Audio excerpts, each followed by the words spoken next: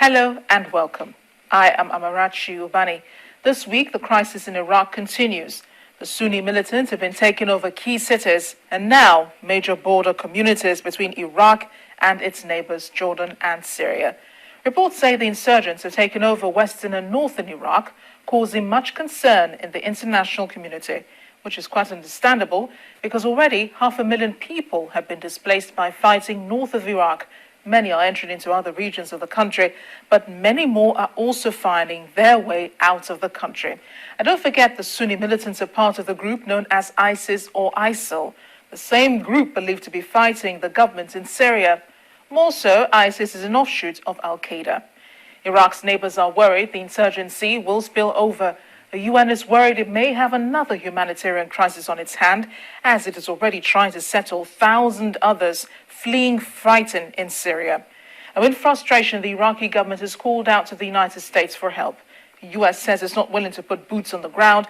Instead, it will be sending 300 military advisors to assess ISIS' strength and how best to deal with them. Iraq's neighbor Iran wants nothing to do with the US, saying Washington is only looking to expand its area of influence in the Middle East. But can the US truly be impartial in this crisis? After all, the Sunnis do feel marginalized and not included in the Iraqi government. The blame comes down to one man, Nouri Al-Maliki, the 64-year-old Iraqi prime minister. Elected in 2006, he helped organize anti-Saddam activities as part of the Islamic Dawah Party after Saddam Hussein was killed. Nouri Al-Maliki came to Iraqi political limelight when Dawah Party leader Ibrahim al-Jafari was chosen prime minister. During this time, Iraq plummeted into sectarian violence and civil war. The country questions Jafari's leadership as the violence escalated. Losing confidence in the prime minister, the Iraqi parliament chose Al-Maliki to replace al-Jafari. The appointment came because it was believed that Al-Maliki was not close to Iran like his predecessor al-Jafari, and he had the support of the Kurds, though he was hard on the Sunnis, particularly anyone associated with the Baathists. It was believed he was willing to work with the remaining Baathists who had positions in the government. While in power, he worked to help formulate agreements over the government structure to unify the different religious and political factions. He solidified his political power by sending Iraqi troops to Basra, the country's second largest city, to successfully quell a rebellion by Muqtada al-Sadr's militia without coordinating with the US command. His 2007 visit to Iran raised concerns and suspicion about his commitments to align Iraq with Western interests.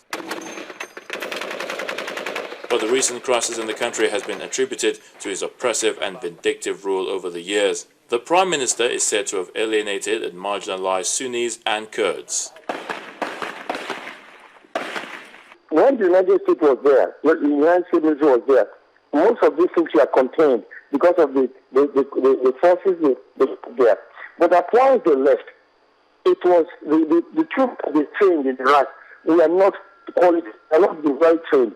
Because as long as the insurgents started, they dropped their arms and they didn't change their uniform to run away. So I doubt the United States will come there again. But the fact also remains that unless the troops are truly Iraqi troops and are ready to defend their nation, this type of insurgency will always emerge. It is something that is unstable for a very long time. Analysts said during the so-called US surge in 2008 against Al-Qaeda in Iraq, Al-Maliki had helped to fight the insurgency and even considered fair in going after Sunni and Shia extremists. But once he thought he had won, he began to go after his political enemies. He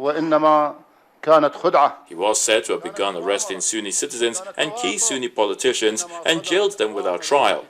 But he filled the courts with his political cronies and further marginalized the Sunni community by not providing them with a fair share budget resources. He also began purging competent professional officers that the US had spent years training and developing because they did not support his methods and were not family members or connected to the Dawah Party. The result of that was Iraq's inability to respond effectively to the insurgency in the north, and the army has been undermined by the incompetence of officers in charge. While the U.S. is preparing to deploy 300 military experts to help the Iraqi government, the U.S. is advising that Iraq considers a more inclusive leadership as a solution to ending the raging insurgency. But the U.S. also wants Iraq to make the decision on who would be part of the government. We will help Iraqis to complete this transition if they choose it. If they want, they have an opportunity to choose leadership that could represent all of Iraq, a unity government that brings people together and focus on ISIL. However, Iran is wary of U.S. intervention. Supreme Leader Ayatollah Ali Khamenei says the United States is trying to manipulate Iraqi sectarian differences to retake control of the country it once occupied. In remarks published by the official IRNA news agency, in which he added that Iraqis can end violence in their country, where Iran has steadily built up its own influence over the past decade. Former Iranian President Akbar Hashemi Rafsanjani said Iran did not want to meddle in other nations, but was standing by to mediate to extinguish the fire in Iraq. President Hassan Rouhani says his countrymen will not hesitate to defend the Shiite shrines in Iraq if need be, but he has also said, like Khamenei, that Iraqis are capable of doing that job themselves. The crisis threatening to overwhelm Iraq is a bit similar to the insurgency in northeast Nigeria. The group Boko Haram is against Western education and would like to see a government guided by an extreme form of Sharia law. Opposition to this has seen the deaths of thousands in various attacks on towns and villages, causing the government to declare a state of emergency in 3 states in the northeast. But other states in north and central Nigeria have tasted Boko Haram's wrath. And just like the Iraqi government, Nigeria is seeking international intervention to ending Boko Haram's influence of terror, which is affecting daily lives. For instance, some states cannot enjoy the thrill of watching World Cup matches in viewing centers. Those in the villages cannot get a good night's sleep because you never know what will happen in the middle of the night. The government says it's doing all it can to fight the insurgents in countries such as the United States, the UK, Israel, Canada, and so on, say they're helping, especially with the search of more than 200 young girls kidnapped from the government girls' secondary school in Chibok in Borno State. It's been more than a month of military intelligence gathering, and we're yet to see much progress in finding the girls. Nevertheless, Nigerians are hopeful, and that's all the families of these young girls have. Earlier, I spoke to an international lawyer with understanding on international issues, Dr. Khrushchev Ekwueme, on comparison of the situation in Iraq with what is going on here in Nigeria. The crisis in Iraq, of course, dates back centuries. Is it possible to begin to find a solution to what's going on there now? Of course, it's possible to begin to find a solution to what's going on there. But the big question is, what is the strategy for finding a solution? And I think that the strategy for finding a solution is for the Prime Minister of Iraq to form a broad-based government of national unity that would encompass the Sunnis and the Kurds and all the other interest groups in Iraq with a view to dealing with their problem in a pacific way, because Iraq is on the brink of war. And it's gratifying to note that lately the Grand Ayatollah Sistani, the cleric leader of the Shiites, has added his voice, to forming a government of broad national unity. So I take it you're not joining opinion with those who say that Nouri Al-Maliki should step down as one of the solutions. Well, I think that the problem is likely to consume him because he was part of the problem.